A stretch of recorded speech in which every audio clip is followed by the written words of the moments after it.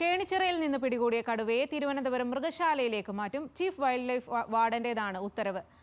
കടുവയെ തിരുവനന്തപുരത്തേക്ക് കൊണ്ടുപോകുന്നത് സൗത്ത് വയനാട് DFOയുടെ നേതൃത്വത്തിലുള്ള സംഘമാണ്. ഇരുളം ഫോറസ്റ്റ് സ്റ്റേഷനിലെ കൂട്ടിലാണ് നിലവിൽ കടുവയെ പാർപ്പിച്ചിരിക്കുന്നത്. ചീഫ് വൈൽഡ് ലൈഫ് വാർഡന്റെ ഉത്തരവ് പ്രകാരം South Wayanad DFO Ajith K രാമന്റെ നേതൃത്വത്തിലുള്ള സംഘമാണ് കടുവയെ തിരുവനന്തപുരത്തേക്ക് കൊണ്ടുപോവുക. Range forest officer Prem Shameer, section forest officer Sundaresan, forest watcher Jayesh, Wayanad വന്യജീവി സങ്കേതത്തിലെ assistant forest veterinary officer Ajesh Mohandas, conservation biologist Vishnu എന്നിവരും സംഘത്തിലുണ്ടാവും. പല്ല് നഷ്ടമായ കടുവയ്ക്ക് നിലവിൽ ഭക്ഷണം പേസ്റ്റ് രൂപത്തിലാണ് നൽകുന്നത്. തോൽപ്പട്ടി 17 എന്ന 10 വയസ്സുള്ള കടുവയാണ് കേണിച്ചിറയിൽ ജൂൺ 23-ന് കൂട്ടിലായത്.